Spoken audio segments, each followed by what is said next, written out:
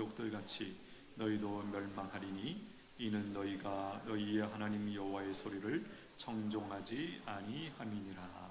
아멘. 그림 사진 한번 보여주십시오. 뭐게요? 모르시는 분들 위해서 알려드립니다. 경운기라는 것입니다. 시골에서는 없어서는 안 되는 아주 중요한 장비죠. 다음 사진 보여주십시오. 저기 파란 앞에 있는 그게 뭐죠? 엔진. 그 다음에 엔진에서 검은 벨트가 뒤로 연결되고 있는 거 보이시죠? 자, 경운기가 어떻게 움직이는가 이렇게 설명드릴 수 있어요. 엔진에서 나오는 힘이 벨트를 통해서 바퀴에 연결될 때 이 경운기라고 하는 이 큰 덩치가 기계가 움직이기 시작한다라는 것이에요. 예, 됐습니다. 이제 모든 움직이는 것들은 이렇게 엔진을 통해서 동력을 공급받을 때 움직이고 굴러가게 되어 있는 것이죠. 모든 생명체는 어떨까요? 하나님께로부터 생명을 공급받아서 살아 움직이게 되어 있다는 것이에요. 사도행전 17장 24절 우주와 그 가운데 있는 만물을 지으신 하나님께서는 천지의 주제시니 만민에게 생명과 호흡과 만물을 친히 주시는 이심이라. 우리가 그를 힘입어 살며 기동하며 존재하느니라. 우리의 동력이, 우리의 생명이 어디로부터 오는가? 그렇죠? 어떻게 그 동력과 생명을 공급받을 수 있는가? 이것을 아는 것이 매우 중요하다라는 것이에요. 왜 그렇습니까? 그래야 누릴 수 있기 때문에. 그것을 우리가 공급받을 수만 있다면 하나님께서 허락하신 25년도 능히 승리하게 될 줄로 믿습니다. 25년만이 아니에요. 우리의 남은 인생 전체가 하나님의 힘과 생명을 공급받을 수만 있다면, 그렇죠? 능히 승리하게 될 줄로 믿습니다. 오늘 본문은 모세가 요단강 동편에서 가나안 땅에 들어가려고 하는 이스라엘 백성들에게 전하는 마지막 메시지죠. 마지막 설교라고 할 수 있습니다. 가나안 땅에 들어가서 잘 살기 위해서 너희들이 꼭 지켜야 할 것, 잊지 말아야 할 것을 바로 오늘 본문에서 가르쳐주고 있습니다. 이 내용은 우리에게 바로 적용될 수 있습니다. 2025년 이제 막 들어선 우리에게도 꼭 필요한 말씀이고, 더 나아가서 우리의 인생에도 꼭 필요한 말씀이에요. 어떤 학자들은 이런 얘기합니다. 이 지금 우리가 보고 있는 이 본문의 내용이 결국 길게 펼쳐놓은 것이 이스라엘의 역사고 성경 전체다. 그렇게까지 평가할 만한 내용이 오늘 본문의 내용이에요. 성경 전체를 이제 요약하고 있는 그런 말씀이다. 그렇게도 오늘 본문이 볼 수 있다는 것이에요. 이스라엘 민족은 참으로 특별한 민족입니다. 어떤 맥락에서 그런 거 14절 중간부터 보십니다. 14절 중간에 보시면 여호와는 너를 애굽 땅 종되었던 집에서 이끌어내시고 너를 인도하여 그 광대하고 위험한 광야 곧 불뱀과 전갈이 있고 물이 없는 간조한 땅을 지나게 하셨으며 또 너를 위하여 단단한 반석에서 물을 내셨으며 내 조상들도 알지 못하던 만나를 광야에서 내게 먹이셨나니. 광야 어떤 곳이라고 지금 설명해 주십니까? 광대하고 우리가 상상하기 어려울 만큼 넓고 크죠. 광대하고 그리고 위험한 광야다. 왜? 거기 불뱀과 전갈이 있기 때문에, 또 물이 없는 땅이기 때문에, 먹을 것도 없는 땅이기 때문에 거기가 위험하다. 이렇게 지금 설명을 하고 있는 것이에요. 지금 설명하고 있는 이 광야, 어떻게 보면 우리가 살아가고 있는 이 세상이 이런 곳이 아닐까, 그런 생각이 듭니다. 광야가 이런 곳인데 하나님께서 인도해 주셨기에 그 결과 오늘 너희가 여기에 이렇게 존재하게 되었다. 이렇게 지금 말씀해 주고 있는 것이에요. 여호와 하나님은 지금의 너희의 존재와 생명을 잊게 하신 분이시다. 그 내용을 이렇게 표현하고 있는 것이죠. 지금의 존재와 생명, 조금 더 설명하면 지금 어떤 상태죠? 과거에 이 사건이 있기 전까지 어떤 상태에 있었죠? 애굽의 노예로 살았죠. 근데 현재는요, 자유인으로 살고 있습니다.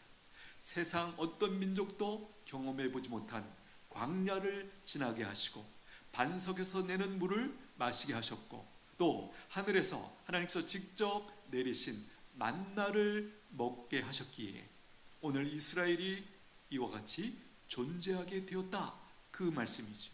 가히 특별한 민족이고 특별한 사람들입니다. 왜입니까? 이렇게 정리될 수 있습니다.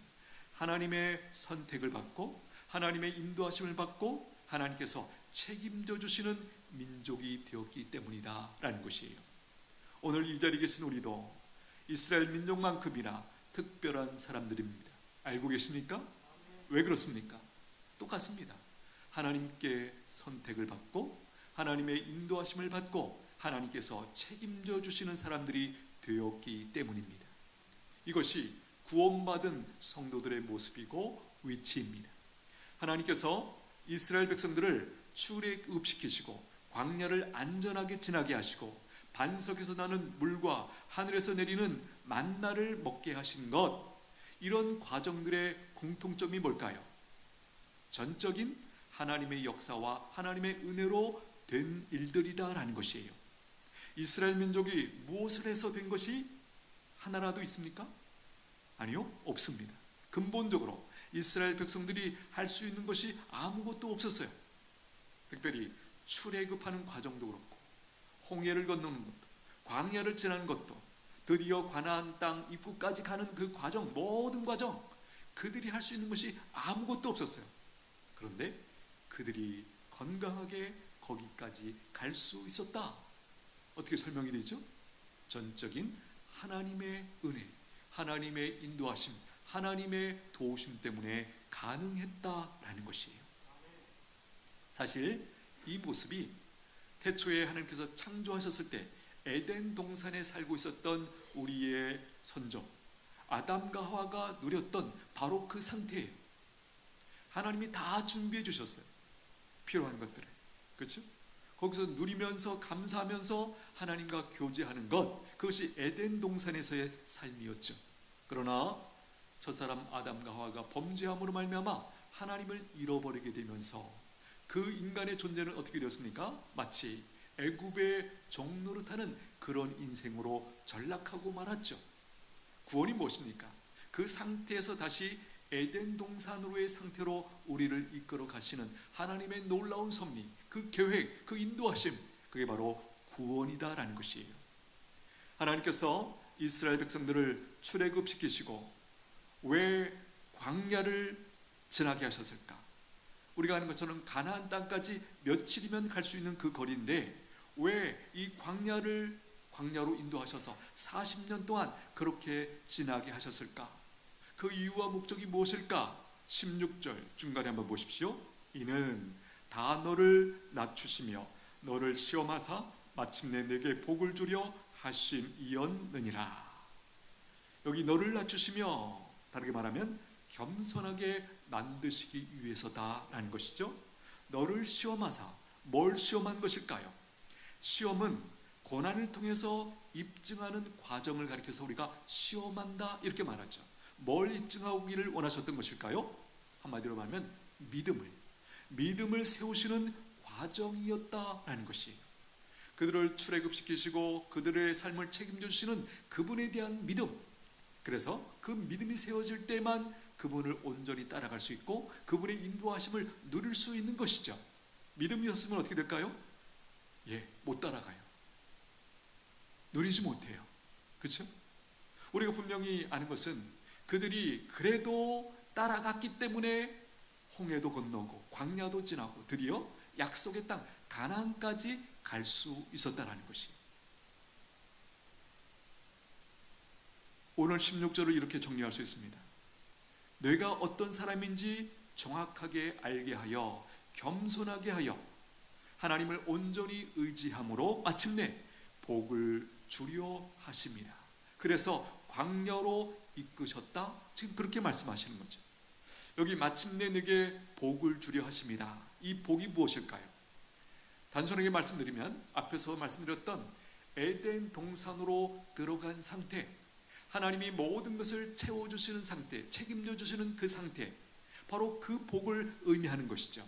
조금 다르게 말하면 애굽에서 벗어나 자유인이 되는 것도, 안전하게 광야를 지날 수 있는 것도, 인간에게 가장 중요한 물과 음식물도 나의 노력이나 수고로 되는 것이 아니고 전적으로 하나님의 은혜로 되는 것이구나, 하나님의 도우심으로 되는 것이구나, 이것을 깨닫게 하여 하나님만을 온전히 의지하여 사는 존재로 만드는 것, 이것이 하나님께서 주시려고 하는 복의 핵심이다라는 것이에요.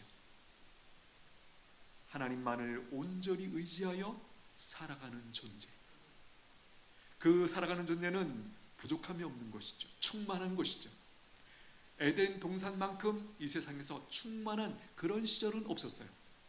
그렇게 하나님께서 우리의 삶을 책임져 주시는 그 상태에 이르는 것, 그 상태의 사람이 되는 것, 그것이 여기서 말하고 하는 복의 핵심이다라는 것이에요.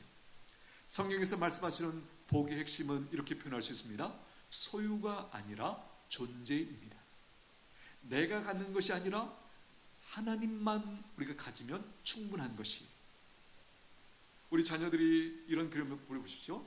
부모님이 펼쳐놓고 네가 원하는 거 다 가질 수 있어. 그 대신 하나만 선택해. 아이들이 눈을 크게 뜨고 어느 것이 나한테 더 좋을까? 앞에 있는 것을 열심히 찾습니다. 그러나 이런 대답을 한번 보십시오. 어떤 아이는 이렇게 얘기할 수 있어요. 나는 하나만 고르라고 했으니까 아빠. 그럼 어떻게 되는 거죠? 다 갖는 거예요. 그죠? 그거 펼쳐놓은 거 그 중에 하나 갖는 게 아니라 아빠만 가지면, 부모님만 가지면 거기 있는 거 다 갖는 거예요. 마치 이런 그림이죠. 내가 갖는 것이 아니라 나는 하나님만 소유하면, 하나님만 붙들면 다 갖게 되는 이 원리. 그렇죠? 이스라엘 백성들이 광야에서 뼛속 깊이 배운 게 뭐예요?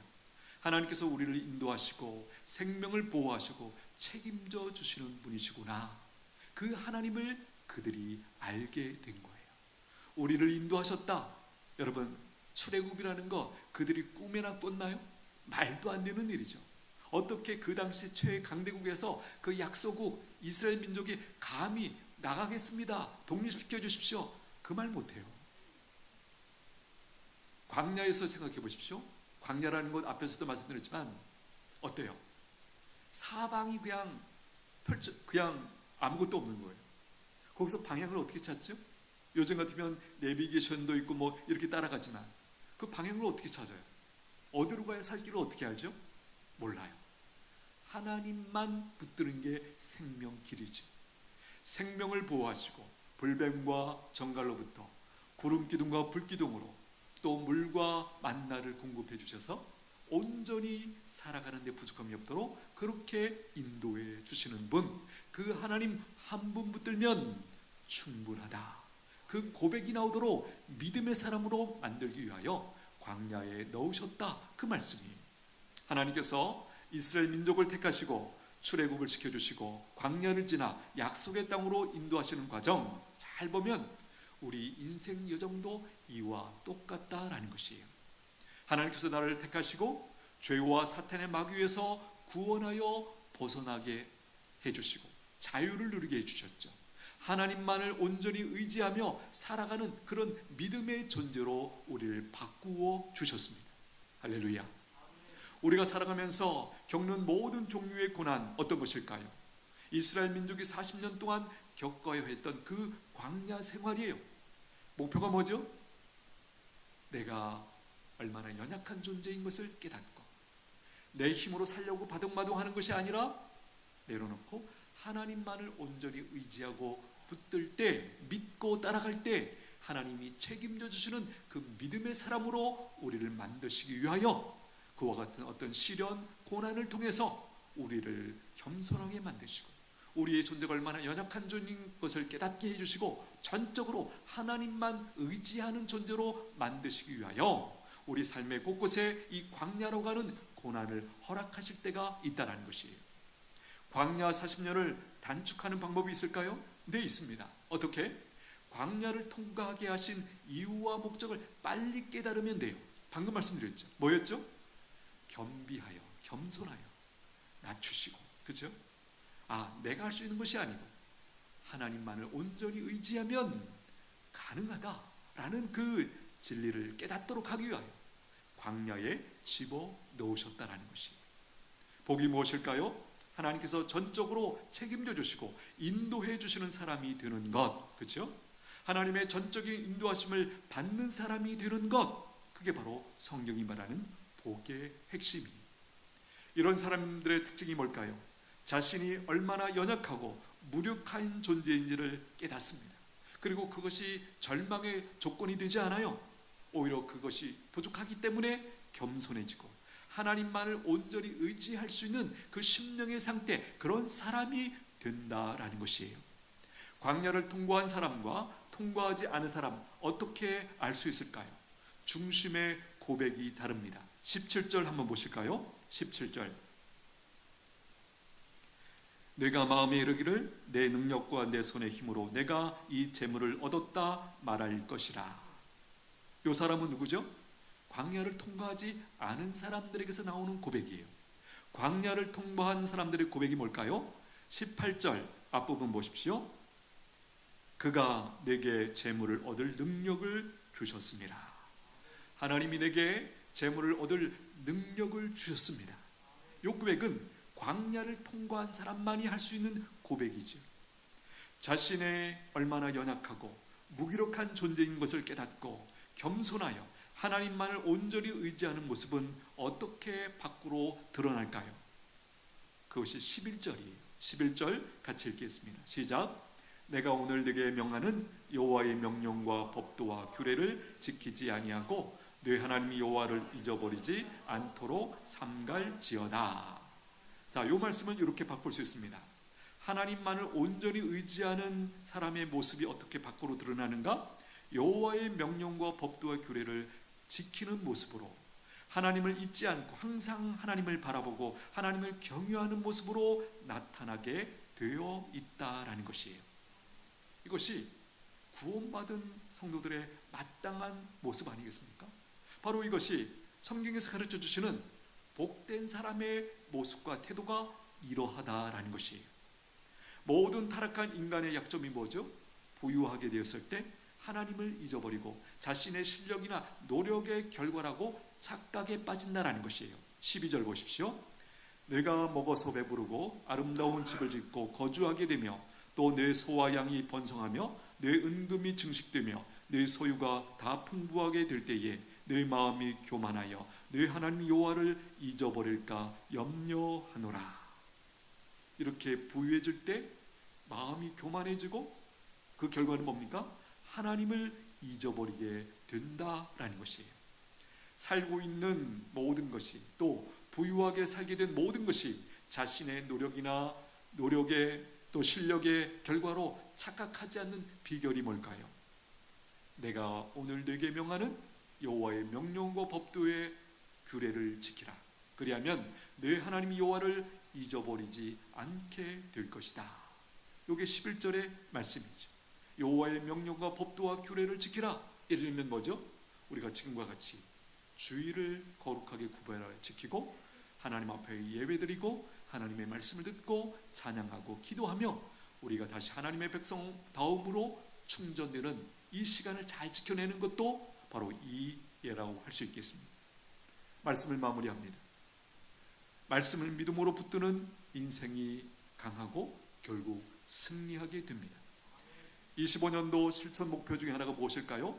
말씀에 연결되어 살아가는 성도가 되게 하소서입니다.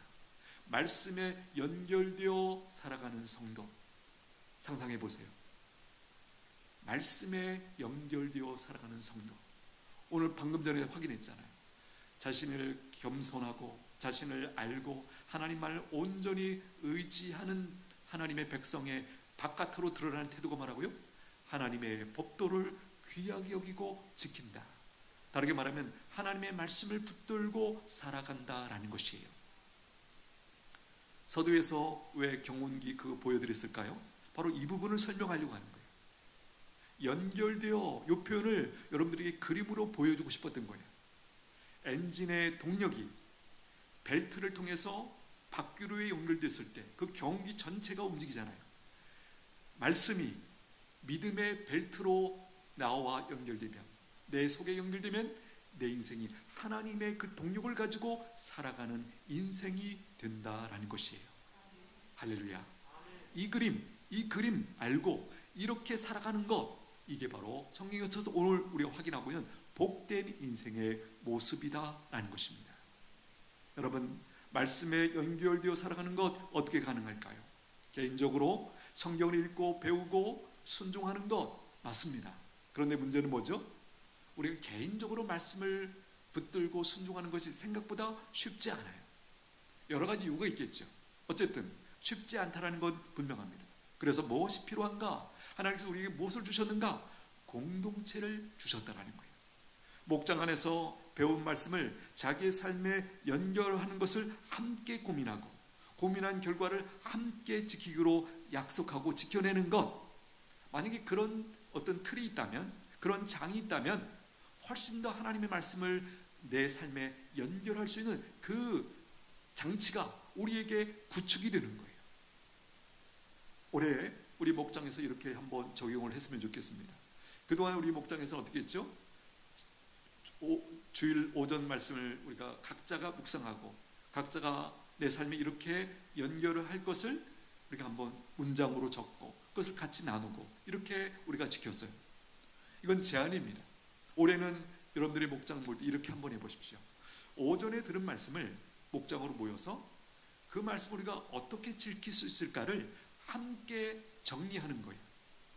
함께 정리하고 그것을 함께 지키는 거예요. 각자가 알아서 지키는 것이 아니라 거기서 우리의 머리를 맞대고 이 말씀을 어떻게 내 삶에 연결할 수 있을까를 토론하고, 그래서 한 문장으로 만들고, 이 문장을 우리가 만든 이 문장을 우리가 이번 주에 혹은 2주에 우리가 걸쳐서 이 말씀 붙들고 한번 살아보자, 그렇게 약속을 하고, 그 다음에 모였을 때 어떻게 순종했는지, 순종하는 중에 하나님께서 어떻게 인도해 주셨고 도와주셨는지를 같이 나누면서 이 말씀을 경험할 수 있다면, 오늘 우리가 말씀드린 것처럼 말씀에 연결되어 살아가는 이 성도가 되는가, 이 복이 우리에게 경험되어 줄 줄로 믿습니다. 이 모든 과정, 이런 장치 다 중요합니다만은 가장 근본적인 것은 여러분들 각자가, 나도 내 인생 하나님의 말씀에 그 동력을 공급받아 말씀에 연결되어서 살아가는 이 특권 누리기를 원합니다. 이 소원이 먼저 있으셔야 돼요. 이 소원이 있으면 기꺼이 목장에 모이는 것에 대해서 시간을 내실 거예요. 만약에 그렇지 않으면 여러분들이 혼자 그냥 말씀 순종해 보려고 애쓰다가 실패하고 그래서 그런 식으로 어떤 발전이라는 것이 없을 거예요. 여러분, 바라기는 오늘 이 올해의 실천 목표, 말씀에 연결되어 살아가는 그 복 누리시게 되기를 축복합니다. 우리 한번 같이 기도하겠습니다. 하나님은 우리가 하나님께서 주시는 복을 받아 누리기를 원하십니다. 하나님께서 주시는 복을 받아 누리는 방법은 자신이 얼마나 연약한 사람인지 깨닫고 겸손하여 하나님만을 의지하는 것입니다. 그 의지하는 모습은 말씀 순종으로 드러나게 되어 있어요. 이렇게 기도하면 좋겠습니다. 하나님 아버지, 복을 주어 누리게 하시려는 하나님 아버지의 마음을 알게 하시니 감사합니다. 나의 연약함을 인정하며 겸손하여 날마다 하나님을 온전히 의지하며 살아 복을 받고 하나님의 도우심으로 승리하는 한 해가 되게 하여 주시옵소서. 우리 잠시 한번 같이 기도하겠습니다.